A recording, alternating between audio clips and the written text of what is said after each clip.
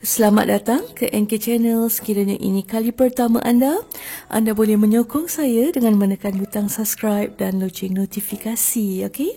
Jadi untuk video kali ini saya ingin bawakan sedikit perkongsian tentang apakah sebenarnya syarat-syarat yang dipertimbangkan oleh kerajaan untuk melayakkan seorang bujang dalam kategori B40 ni untuk terima bantuan BPR 2021. Sebab ramai antara kita yang mengadu dan kecewa kenapa BPR tu tak lulus kan. Jadi sebenarnya dia bukanlah semudah itu sebab dia ada syarat-syarat yang perlu kita lepas lah. Macam ada senarai pendek sebelum kita ni boleh layak menerima bantuan tersebut. Jadi dalam video kali ni saya akan kongsikan serba sedikit info berkenaan dengan syarat-syarat untuk seseorang itu layak mendapat BPR dalam tahun 2021 untuk kategori bujang yang berada dalam golongan B40.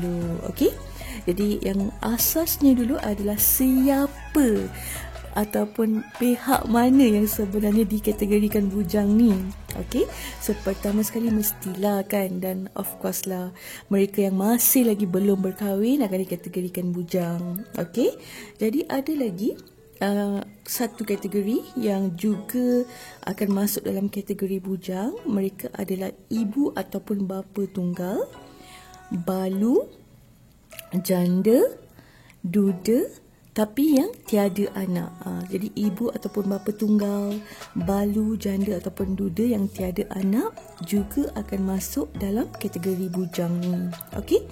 Jadi daripada segi umur pun dia ada penetapan juga. Kalau mereka yang bukan OKU, bantuan ini adalah untuk mereka yang berumur 21 hingga 59 tahun.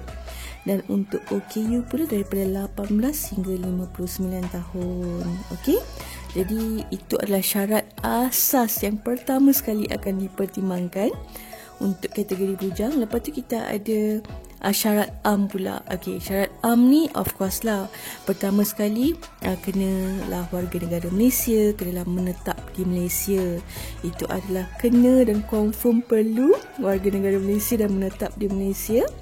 Okey, seterusnya bekerja di Malaysia tapi jumlah pendapatan kasar bulanan tu perlulah di bawah RM2,500. Itulah syarat yang sangat ketat dan orang kata sangat penting yang akan ditapis untuk melayakkan seseorang itu dapat bantuan ni. Okey, jadi umur masih sama.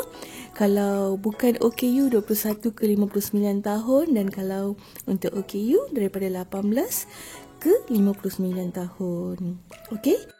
Seterusnya verifikasi khas lah akan dilaksanakan untuk memastikan bantuan ini betul-betul disalurkan kepada mereka yang benar-benar memerlukan. Okey.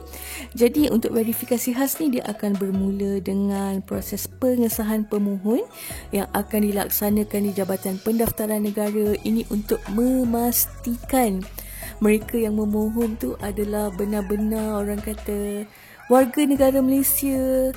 Orangnya tu benar-benar wujud kan. Kita tak nak berlaku sebarang manipulasi kan. Nanti duit tu dah dikreditkan, tak orangnya ada ke tak ke pun kita tak tahu. So jadi ini benda pertama yang akan disemak lah, pengesahan diri pemohon tu. Lepas tu untuk maklumat-maklumat yang korang dah bagi daripada segi pendapatan tu pun akan disemak lagi. Okey, so kerajaan akan semak melalui Lembaga Hasil Dalam Negeri, melalui Jabatan Akauntan Negara, melalui KWSP, melalui Perkeso untuk pastikan betul-betul korang macam memberikan maklumat yang tepat berkenaan dengan korang punya pendapatan tu. So semua benda ni akan disemak sebelum melayakkan seseorang tu dapat. Okey, ada lagi benda tahu yang diorang akan semak, contohnya macam pemilikan kenderaan. Okey, korang pakai kenderaan jenis apa, sebab dia macam ada setengah kenderaan kalau kita pakai untuk kategori B40 tu dirasakan terlalu tinggi daripada kemampuan kita tak akan dapat BPR tu. So pemilikan kenderaan pun salah satu faktor yang boleh orang kata menyumbang juga pada syarat-syarat untuk seseorang tu dapat ataupun tak BPR. Okey.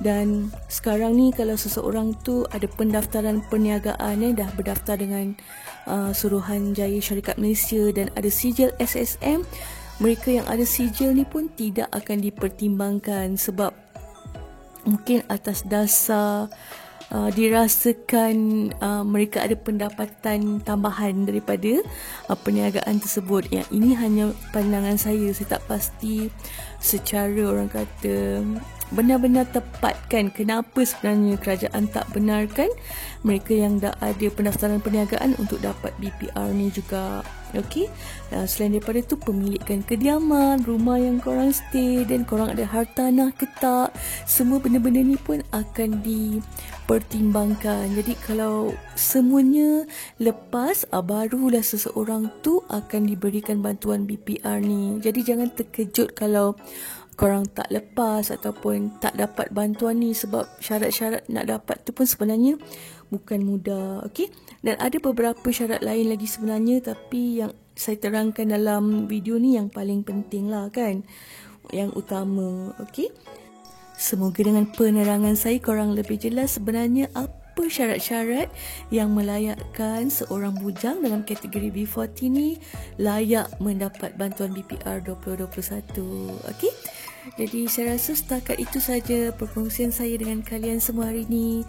Sekiranya anda rasa anda dapat input baru ataupun manfaat daripada perkongsian saya, anda boleh menekan butang like, anda juga boleh menekan butang subscribe, anda boleh komen dan share sebagai tanda sokongan kepada channel saya. Jadi jaga diri baik-baik, stay safe, stay healthy sehingga kita bertemu di perkongsian akan datang. Jaga diri semua. Bye.